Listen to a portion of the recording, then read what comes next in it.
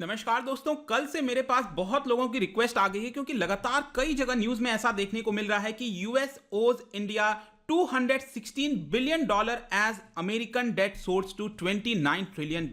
और यहां पर आप देख सकते हो, आपको पता होगा कि इस समय अमेरिका के अंदर जो वहां पर दो हाउसेज हैं वहां की पार्लियामेंट में, एक है आपका हाउस ऑफ रिप्रेजेंटेटिव और एक है सेनेट। तो यहां पर हाउस ऑफ रिप्रेजेंटेटिव से जो बाइडेन यहां पर $1.9 ट्रिलियन का रिलीफ पैकेज, पैंडेमिक की वजह से यहां पर जो रिलीफ पैकेज है, स्टिमुलस पैकेज जिसको हम कहते हैं, उसको यहां पर हाउस ऑफ रिप्रेजेंटेटिव से क्लियर कर दिया गया है। नेक्स्ट स्टेप में सेनेट से क्लियर किया जाएगा। और इसी के बीच यहां पर जब डिबेट चल रही थी, उसी के बीच यहां पर जो लॉ मेकर हैं एक, उन्होंने यहां पर जो डेट है उसके बारे में चर्चा की और उसके अंदर बताया कि अमेरिका का डेट इस साल, मतलब उधार, मतलब अमेरिकन जो सरकार है वो जो उधार लेती है वो करीब $29 ट्रिलियन पहुंच जाएगा, जिसमें भारत का जो हिस्सा है, क्योंकि अमेरिका में जो सरकार है वो भारत से भी बोरो करती है, बहुत सारे देश से बोरो करती है। हमें ऐसा शायद लगता है कि अमेरिका सबसे बड़ी इकोनॉमी है तो हमसे क्यों करेगी, ये करती रहती है, जो मैं आपको इस वीडियो के अंदर डिटेल से बताऊंगा। चलिए आगे बढ़ते हैं। मैं हूं अंकित अग्रवाल और अपडेट के लिए आप मुझे फॉलो कर सकते हैं इंस्टाग्राम, फेसबुक और ट्विटर पर। मेरे लेक्चर की हर पीडीएफ आपको फेसबुक पर तो मिलेगी ही, प्लस साथ में आप मेरा टेलीग्राम चैनल ज्वाइन कर सकते हैं by searching Ankit Agarwal official. और अगर आप यूपीएससी की तैयारी कर रहे हैं तो आपके लिए सुनहरा मौका है। स्टडी IQ लैब आपके लिए स्मार्ट कोर्सेज, जिसके थ्रू आप अपनी प्रिपरेशन और भी ज्यादा अच्छे तरीके से कर सकते हैं। तो चलिए सबसे पहले तो हम ये समझते हैं कि क्या अमेरिका की सरकार बोरो करती है? बिल्कुल करती है। अरे भाई, भारत के अंदर आपने देखा होगा बजट आया था हमारा, तो इसमें भी तो हमारा 12 लाख करोड़ का गैप है, मतलब जो रेवेन्यू है और जो सरकार एक्सपेंडिचर कर रही है, दोनों में करीब आपको 12 लाख करोड़ का गैप देखने को मिलेगा। तो ये कहां से आएंगे 12 लाख करोड़ रुपए? तो सरकार बोरो करेगी ना, उधार लेगी कहीं ना कहीं से। तो उसी प्रकार से अमेरिका के अंदर भी यहां पर जो अमेरिकन गवर्नमेंट को जो रेवेन्यू आता है और यहां पर जो एक्सपेंडिचर करते हैं, जैसे कि एक्सपेंडिचर कई चीजों पर किया जाता है, डिफेंस हो गया, वेलफेयर प्रोग्राम्स हो गए, और इवन आपको पता होना चाहिए भारत के अंदर अगर आपको मैं बताऊं कि सरकार यहां पर जो पेमेंट करती है बहुत बड़ा हिस्सा, करीब 20% हिस्सा, जी हां, सरकार जितना खर्च करती है उसका करीब 20% हिस्सा इंटरेस्ट पेमेंट में जाता है। मतलब कि जो हमने पहले के टाइम में बोरो किया हुआ था उसके ऊपर लगातार हमें इंटरेस्ट पे करना होता है। तो भारत सरकार को भी यहां पर अपना 20% हिस्सा करीब इंटरेस्ट पेमेंट में ही चला जाता है, सिर्फ और सिर्फ। तो ये सारी चीजें बहुत बड़ा अमाउंट हो जाता है और इसकी वजह से लगातार हर साल यहां पर बोरो करना पड़ता है, जिसको हम डेफिसिट कहते हैं। अक्सर आप सुनते होंगे फिस्कल डेफिसिट बढ़ गया, इस साल हमारा फिस्कल डेफिसिट 6% से ऊपर, जो अगला साल है उसमें रहेगा। इस साल तो करीब 9% से भी ऊपर चला गया है हमारा जो फिस्कल डेफिसिट है। तो उसी प्रकार से यूएस गवर्नमेंट अब सुनो क्या करती है, वो क्या करती है कि ट्रेजरी बिल्स, ट्रेजरी जो सिक्योरिटीज हैं उसको जारी करती है। जैसे हमारे देश में जिसको हम गवर्नमेंट सिक्योरिटीज कहते हैं, कि सरकार ने यहां पर ₹1000 का गवर्नमेंट सिक्योरिटी रिलीज कर दिया, बैंकों ने या फिर आपने, मैंने, किसी ने खरीद लिया उसको, ऑल्दो अभी डायरेक्टली नहीं खरीद सकते हैं, तो यहां पर इसको खरीद लिया और इसके ऊपर सरकार क्या करती रहती है, इंटरेस्ट पेमेंट करती रहती है। और यहां पर ये शॉर्ट टर्म सिक्योरिटी होता है, लॉन्ग टर्म सिक्योरिटी होता है, कई प्रकार के होते हैं, ध्यान रखिएगा। 1 साल के नीचे के होंगे, 5 साल का होगा, 10 साल का होगा, 40 साल का भी होता है। मतलब इतने लंबे समय तक यहां पर जो इंटरेस्ट पेमेंट है वो करना पड़ता है सरकार को। तो यहां पर आप देख सकते हो कि यूएस गवर्नमेंट भी करती है, लेकिन यूएस गवर्नमेंट का अगर आप देखोगे तो जो बड़ा हिस्सा है, करीब आप कह सकते हो 2/3 यहां पर, मतलब कि अगर $100 अगर यूएस गवर्नमेंट बोरो कर रही है, यूएस की सरकार बोरो कर रही है,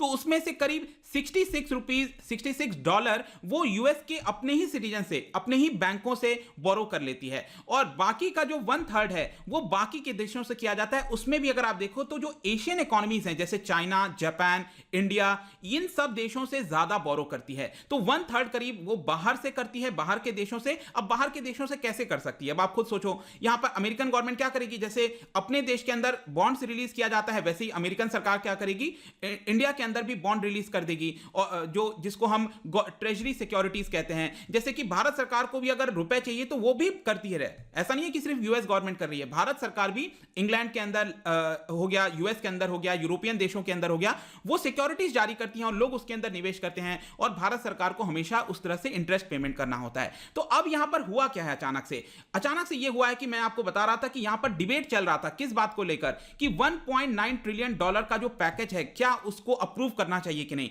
क्योंकि वहां पर जो कांग्रेस है वो यहां पर उसके ऊपर वोटिंग करती है। बाइडेन चाहते हैं, जो बाइडेन जो बने हैं अभी राष्ट्रपति, वो चाहते हैं कि करना चाहिए, लेकिन जो डोनाल्ड ट्रंप की पार्टी है, रिपब्लिकन पार्टी, वो कहती है कि नहीं, हमें नहीं करना चाहिए। तो यहां पर रिपब्लिकन पार्टी के यहां पर जो लॉ मेकर है उनका नाम है एलेक्स मूनी, उन्होंने यहां पर इसके ऊपर बयान दिया और यह कहा कि हम इसका विरोध करते हैं क्योंकि यूएस ने ऑलरेडी बहुत ज्यादा बोरो किया है और उनका कहना था कि इस साल करीब $29 ट्रिलियन हो जाएगा।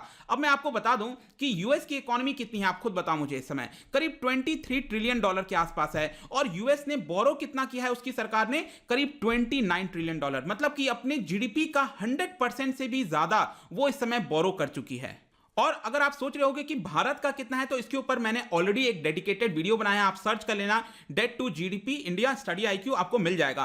तो यहां पर भारत का करीब 70% के आसपास था, लेकिन इस बार क्योंकि सरकार बहुत ज्यादा बोरो कर रही है तो हमारा भी डेट टू जीडीपी 80% को भी लगभग क्रॉस कर चुका है। यह आपको ध्यान रखना है, 80% ऑफ जीडीपी। लेकिन यूएस के अंदर कितना है, 100% से भी ज्यादा, क्योंकि यूएस की इकोनॉमी कितनी है, जीडीपी कितनी है, करीब $23 ट्रिलियन, लेकिन वो बोरो कितना कर चुकी है, $29 ट्रिलियन। इसी को हम 100% जीडीपी है कि 70% ऑफ जीडीपी है, उस तरह से कैलकुलेट करते हैं। और यहां पर जो लॉ मेकर हैं जिन्होंने इस डिबेट को लाया, उन्होंने यहां पर कहा कि सबसे ज्यादा चाइना और जापान से यहां पर बोरो किया हुआ है। आप यहां पर देख सकते हो, उनके द्वारा बोला गया कि 2020 में जो यूएस ने बोरो किया था वो करीब सिर्फ $23 ट्रिलियन के आसपास था, लेकिन कोविड के चलते आपने देखा होगा बहुत सारे स्टिमुलस पैकेजेस निकाले गए और इसको देखकर अब लग रहा है कि ये $29 ट्रिलियन चला जाएगा। मतलब कि विद इन 1 ईयर, एक साल के अंदर जो आपका बोरोइंग है वो बहुत ज्यादा बढ़ जाएगा, डेट बढ़ जाएगा। डीईबीटी का मतलब होता है उधार,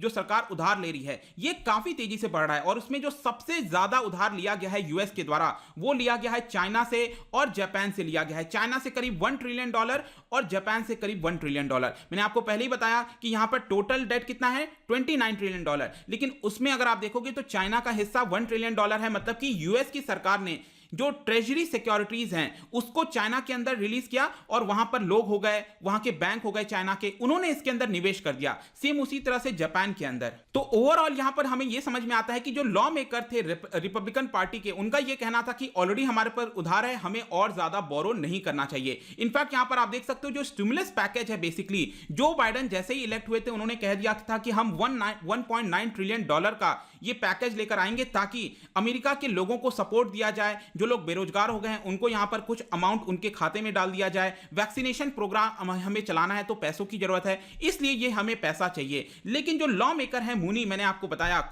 रिपब्लिकन पार्टी के, उनका यहां पर कहना था कि देखिए हमारा डेट बढ़ता जा रहा है। ब्राजील से हमने करीब $258 बिलियन लिया है और भारत से कितना लिया है, $216 बिलियन।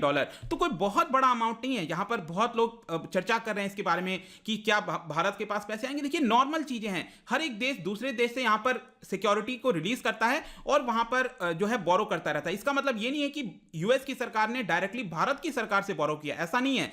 भारत के अंदर जो फाइनेंशियल इंस्टीट्यूशंस है, जैसे हमारे बैंक्स हो गए, एसबीआई हो गया, आईसीआईसीआई बैंक हो गया, वो लोग क्या कर सकते हैं, वो लोग निवेश कर सकते हैं इस बॉन्ड के अंदर, क्योंकि ऐसा माना जाता है कि ये जो सिक्योरिटीज हैं सेफ मानी जाती हैं। यूएस का जो ट्रेजरी सिक्योरिटीज होता है वो सबसे सेफ है, क्योंकि यूएस की इकोनॉमी स्ट्रांग है और लोगों का विश्वास है उसके ऊपर कि यूएस कभी धोखा नहीं देगा हमें। तो इसलिए ये सारी चीजें हैं। तो इस $29 ट्रिलियन में से भारत से कितना बोरो किया गया है, ये $216 बिलियन है। आई होप कि this thing is very clear. इसके अलावा थोड़ा सा और मैं आपको बता दूं कि 2000 में ये सिर्फ $5.6 ट्रिलियन था जो यूएस का डेट था, लेकिन ओबामा एडमिनिस्ट्रेशन के समय ये डबल हो गया, ऐसा लॉ मेकर ने बोला है जिन्होंने इसके बारे में डिबेट छेड़ी है। और उन्होंने ये कहा कि जो हमारा डेट टू जीडीपी रेशियो है वो कंप्लीटली आउट ऑफ कंट्रोल हो चुका है, जिसको हमें संभालने की जरूरत है। कंप्लीटली आउट ऑफ कंट्रोल क्यों? क्योंकि मैंने आपको पहले ही बताया कि $23 ट्रिलियन के आसपास था, मतलब 100% ऑफ जीडीपी के आसपास था। रिसेंटली यूएस का डेट टू जीडीपी है, लेकिन अब ये 100% को बहुत ज्यादा क्रॉस कर चुका है।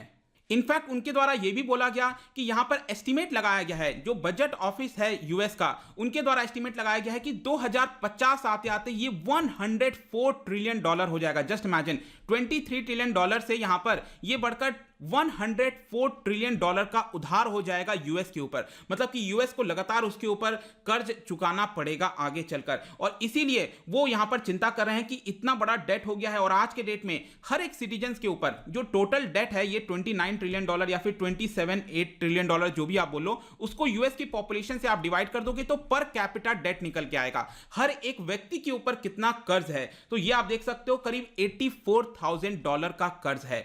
और लास्ट में यहां पर मैं आपको रिलीफ पैकेज के बारे में बता दूं कि मैंने आपको पहले ही बोला, जो 2 हाउसेज हैं, हाउस ऑफ रिप्रेजेंटेटिव्स, तो वहां से ये पास हो गया है, अब जाएगा सेनेट में, वहां से पास हो जाएगा, तो ये जो रिलीफ पैकेज है वो आपका रिलीज कर दिया जाएगा। और ये बेसिकली यहां पर जो रिपब्लिकन पार्टी है, डोनाल्ड ट्रंप की पार्टी है, वो यहां पर इसने अगेंस्ट में वोट किया, वो नहीं चाहते थे कि ये रिलीज किया जाए, और यहां पर 219 फेवर में वोट गया था और 212 अगेंस्ट में वोट गया था, और फाइनली ये हाउस ऑफ रिप्रेजेंटेटिव से पास हो गया है। मतलब एक तरह से हमारे देश के अंदर जो लोकसभा है उससे पास हो गया है, अब ये राज्यसभा में जाएगा, एक तरह से आप कह सकते हो। अब इसका भारत के ऊपर क्या इंपैक्ट आएगा, ये सबसे बड़ा क्वेश्चन है। तो देखिए, यूएस की इकोनॉमिक ग्रोथ बढ़ेगी, जब सरकार यहां पर पैसा रिलीज कर रही है इतना ज्यादा, तो इसकी वजह से क्या होगा, वहां की इकोनॉमिक ग्रोथ होगी, और भारत की इकोनॉमी काफी हद तक आप कह सकते हो यूएस के साथ भी लिंक्ड है, क्योंकि हमारा जो लार्जेस्ट ट्रेडिंग पार्टनर है भारत का, वो कौन है, वो यूएस है। तो यूएस की इकोनॉमी ग्रो करेगी, वहां पर डिमांड बढ़ेगा, मतलब हम और ज्यादा एक्सपोर्ट करेंगे यूएस को, जिसकी वजह से भारत की इकोनॉमी को भी यहां पर फायदा होगा। और स्पेशली जो इंफॉर्मेशन टेक्नोलॉजी है, जो हमारी आईटी इंडस्ट्री है, हेल्थ केयर इंडस्ट्री है, इनको काफी हद तक फायदा होने वाला है। इसके अलावा जब इतना बड़ा पैकेज रिलीज किया जाता है तो हमारे शेयर मार्केट के अंदर भी ये पैसे आते हैं। कई सारे जो एसेट मैनेजर्स हैं वो पैसा डाइवर्ट करके क्या करते हैं, भारत के शेयर मार्केट में निवेश कर देते हैं, तो हमारे शेयर मार्केट को भी फायदा होगा। इसके अलावा मैं आपको एक और चीज बता दूं कि पिछले कुछ समय से क्या हो रहा था कि यहां पर जो रुपी है वो स्ट्रांग होता जा रहा था थोड़ा सा। अब रुपी स्ट्रांग होता है तो आपको डायरेक्ट रिलेशन पता होगा, हमारा एक्सपोर्ट कम हो जाता है। जब भी यहां पर हमारे रुपी की वैल्यू बढ़ती है, मतलब अभी सपोज रुपए की वैल्यू 75, $1 इक्वल्स टू 75 है, 75 से ये स्ट्रांग हो गया, मतलब 74 हो गया हमारा रुपए, फिर 73 हो गया।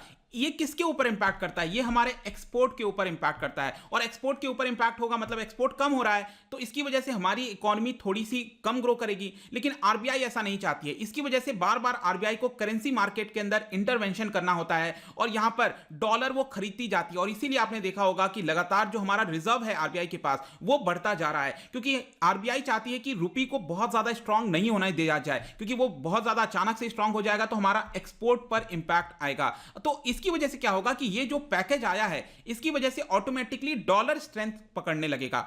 इकोनॉमी ग्रो करेगी तो डॉलर अपने आप स्ट्रेंथ पकड़ेगा, जिसकी वजह से यहां पर रुपी हमारा ऑटोमेटिकली स्टेबल हो जाएगा, वो बहुत ज्यादा मजबूत नहीं होगा, जो कि आरबीआई के लिए एक अच्छी बात है कि बार बार आरबीआई को जो इंटरवेंशन करना पड़ता था मार्केट के अंदर वो यहां पर अब नहीं करना पड़ेगा। तो ये पूरा वीडियो था दोस्तों, यहां पर आई होप कि जो भी $200 बिलियन का कर्ज है भारत के ऊपर, मतलब कि यूएस को देना है ये रुपए, तो ये नॉर्मल सी चीज है, कोई बड़ी बात नहीं है, इसको ध्यान रखना है। और ये जो पैकेज था उसके बारे में आपको सब कुछ समझ में आ गया होगा। जाने से पहले एक इंटरेस्टिंग आपके लिए क्वेश्चन लेकर आया हूं, आपको बताना है फिस्कल कंसोलिडेशन। आपको अगर ये मतलब पता है, इकोनॉमी अगर आप पढ़ते हो, फिस्कल कंसोलिडेशन ये किस चीज में मदद करता है, which of the following would help, कौन सी ऐसी चीजें की जाएंगी जिसकी वजह से फिस्कल कंसोलिडेशन होगा, क्या आप बता सकते हो? इसका जो राइट आंसर है मैं हमेशा की तरह अपने इंस्टाग्राम पर तो डालूंगा ही, अगर आप इंस्टा पे नहीं हो कोई बात नहीं, टेलीग्राम से ले सकते हैं। मैं कई सारे एमसीक्यूज यहां पर डालता रहता हूं स्टोरीज के फॉर्म में, आप जाकर प्ले कर सकते हो। अगर आप मुझसे इकोनॉमी पढ़ना चाहते हैं, कोई भी कोर्स परचेज करना चाहते हैं, स्टडी IQ ऐप पर जा सकते हैं।